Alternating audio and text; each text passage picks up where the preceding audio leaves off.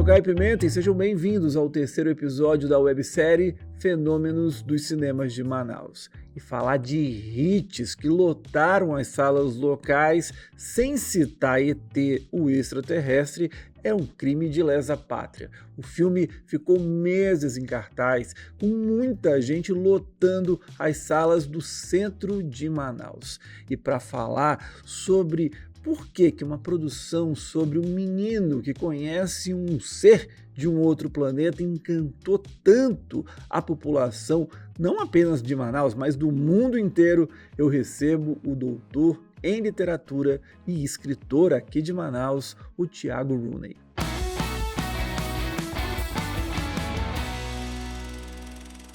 E agora eu estou aqui com o Thiago. Thiago, seja bem-vindo ao Cine 7. Como é que você está? Beleza, Caio. Muito obrigado pelo convite. Thiago, para começar, queria saber da sua relação com o filme. Você já pegou o filme em VHS ou foi nos cinemas? Então, eu peguei o filme na década de 90, né? O filme estava sendo muito comentado, muito visto, e aí assisti a primeira vez em VHS, né?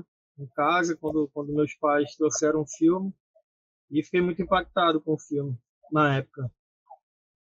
Tiago, o filme foi um fenômeno aqui nos cinemas de Manaus. Você pega os jornais da época e sempre tinha aqueles cards, né, que traziam os horários, as informações do filme, e ele ficou semanas e semanas e semanas em cartaz. Você assistindo o filme, tendo essa experiência, você reassistiu o filme recentemente também. O que você acha que faz as pessoas se sentirem tão atraídas com o ET? Então, semana passada eu reassisti o filme com meu filho, que tem 8 anos, o Benjamin, e curiosamente eu tenho essa espécie de mania de fazer ele assistir e ele jogar videogame tudo da década de 90. Então a gente assistiu vários filmes, e semana passada a gente assistiu o ET, e de novo eu tive a oportunidade de ver. E eu fiquei pensando que, de maneira geral, o que me parece que fez com que esse filme virasse um clássico, né? Tivesse mais de uma geração, a geração de 80, a geração de 90, a geração de 2000, assistindo ainda, além da questão de algumas fotografias específicas do filme, né?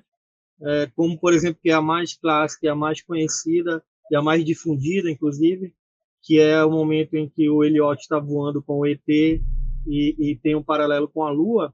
Eu acho que, além dessa questão mais técnica da fotografia, é também a relação com o mistério, que aqui eu poderia falar, ou a relação com o estrangeiro, né, com a ideia de estrangeiro que a gente tem com o próprio ET.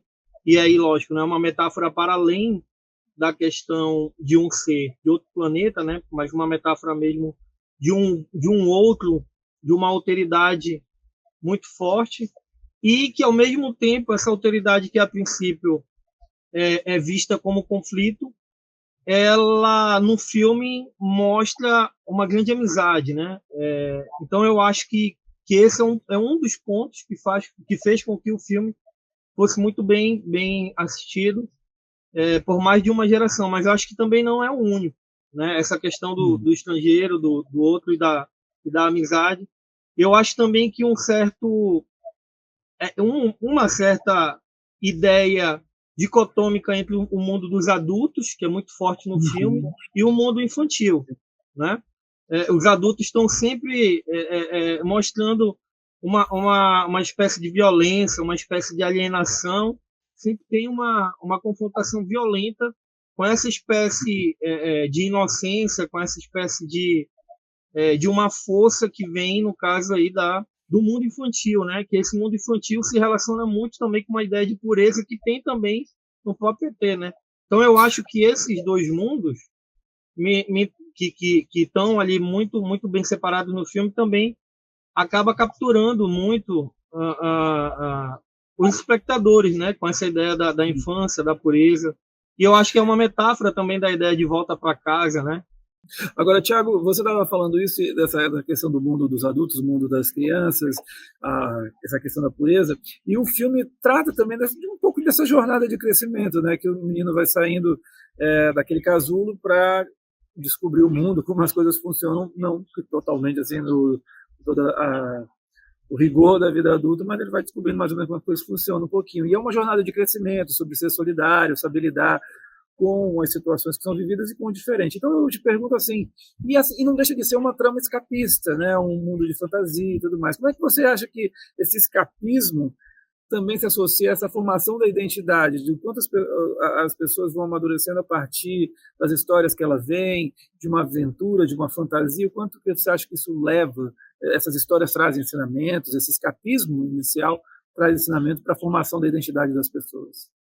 Então, eu acho muito curioso esse aspecto do filme e também da crítica ao filme, né, da recepção. Uhum. Porque essa ideia do escapismo, ela tem como pressuposto de um real cru e cruel, né? Ao mesmo tempo, Uhum. né?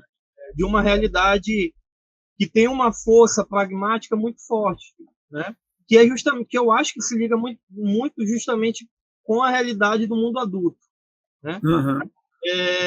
E obviamente, né, tem essa jornada do crescimento, mas essa jornada do crescimento, ela é, na minha perspectiva, ela é uma jornada do crescimento dentro do que a gente poderia chamar, não sei se a gente ainda tem como chamar hoje em dia de utopia, né? Uhum. Justamente contrapondo esse mundo de um real mais violento, mais cru, que está na perspectiva dos adultos. Porque se a gente imaginar que ele está a todo momento no filme, até o final, quando ele consegue levar o ET para o ET voltar para a casa dele, ele tem um crescimento, obviamente, ali, inclusive de responsabilidade, se a gente pode falar, né? De verificar algumas coisas do mundo, até nas aventuras que ele tem com os amigos dele, a pré-adolescência ali. Inclusive, isso é uma marca muito forte também no filme, eu acho que também ele estourou muito nos Estados Unidos, sobretudo, por causa disso, né? Que mostra ali a classe média emergente norte-americana da década de 80, com até uma ligação com o subúrbio norte-americano, com a cultura da pré-adolescência da BMX ali, né?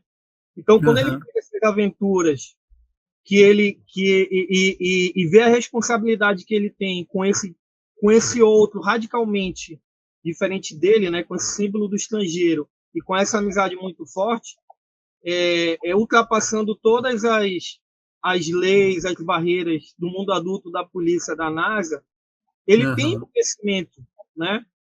Mas, ao mesmo tempo, é um crescimento dentro dessa perspectiva mais utópica, desse grande encontro e da possibilidade de ser um encontro maior do que um conflito, né? Da possibilidade dessa amizade forte com esse outro radicalmente diferente. Então, é um crescimento por fora da desconfiança, né? Seria um escapismo? É um escapismo, de certa maneira. Sim. Mas, ao mesmo tempo, me parece que é um escapismo dentro de uma ideia de utopia, da possibilidade de se ter um encontro saudável e construtivo e que preserva as diferenças, né? Porque o filme preserva as diferenças e verifica as semelhanças entre o Elliot e o ET, e ao mesmo tempo que dá essa jornada de crescimento para o personagem, né? É muito curioso que eu lembrei muito, revendo agora com meu filho, Uhum. de um escritor latino-americano, na verdade ele não era bem só latino-americano, que é um escritor polaco, que teve que se exilou na Argentina, que é o Wilton Gombrowski, que ele tem uns romances, o Ferdinand, sobretudo, mas em outros romances e também alguns contos, essa ideia de contrapor o mundo dos adultos com o da criança, com o que ele chama de maturidade e imaturidade. Só que, ao contrário do senso comum que a gente tem, né, da ideia de maturidade como se fosse uma grande virtude, ele inverte essa lógica. Ele fala que, na verdade, a imaturidade do mundo infantil, da criança, que é a grande construção humana, porque é nele que quando a gente é criança, né, desde bebê mesmo até crescer um pouquinho mais, a gente não tem muitas diferenças, a gente não percebe muito a diferença da construção do outro, né?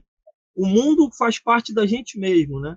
E aí eu lembrei desse escritor revendo o filme, e me parece que talvez essa também seja a grande utopia do filme, né? O voltar para casa, não é só voltar para casa, talvez ter no sentido de ele voltar para o planeta dele, né? Mas talvez voltar casa seja justamente essa infância perdida ou essa imaturidade perdida, pensar que a gente não é um eu soberano separado de tudo no mundo e que a gente compõe um cosmo maior, né? E me parece que isso também tá bem forte no filme, que faz com que a gente queira assistir, né? Lógico, né? Eu estou aqui tentando racionalizar tudo, mas Sim, claro. uma perspectiva mais intuitiva mesmo, né?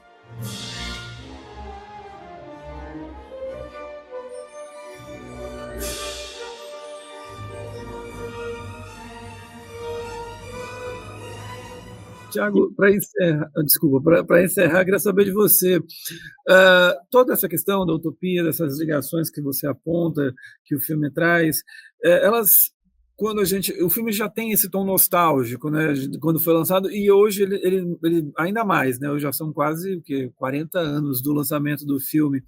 Num mundo que está tão complicado como esse, essas histórias ganham ainda mais força, ganham ainda mais contundência? Eu acho que esse filme é fundamental, assim, né, para pensar sobretudo hoje, né?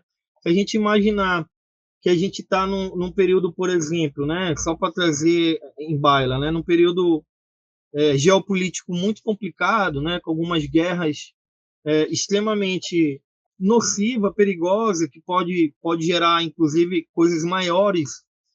E está em pauta justamente isso, né? Eu acho que o encontro com esse outro radicalmente diferente da gente, né?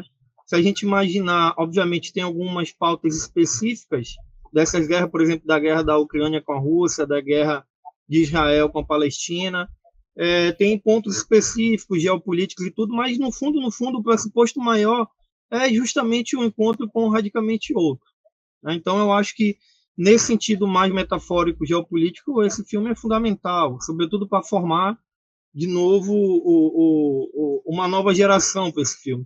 Mas também no sentido mais aparente do filme mesmo, né? Da história mesmo.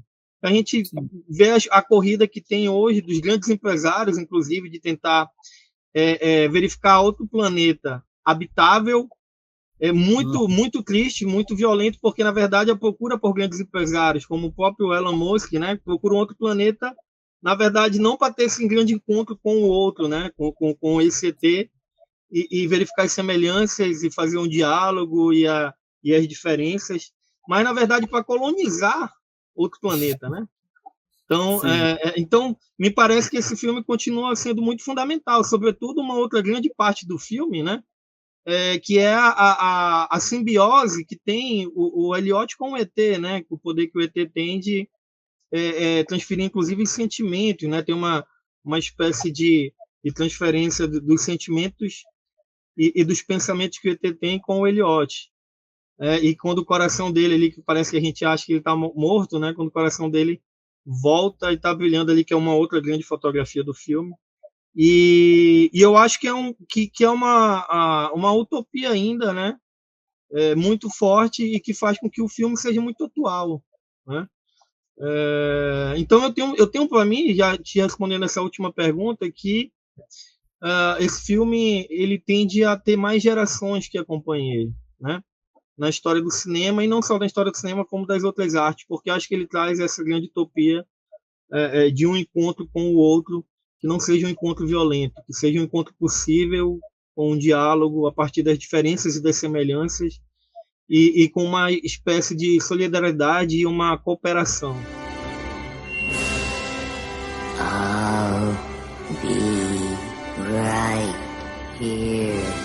A websérie Fenômenos dos Cinemas de Manaus continua no Instagram, onde a gente traz uma série de vídeos mostrando como a imprensa local retratou a chegada desses fenômenos aos cinemas locais.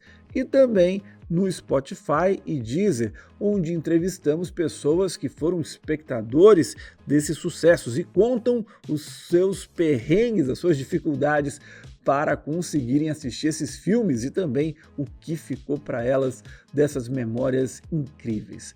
Então a gente se encontra no próximo episódio com o tema dos Trapalhões, eles que lotaram as salas nos anos 70 e 80. A gente se encontra. Até lá. Tchau.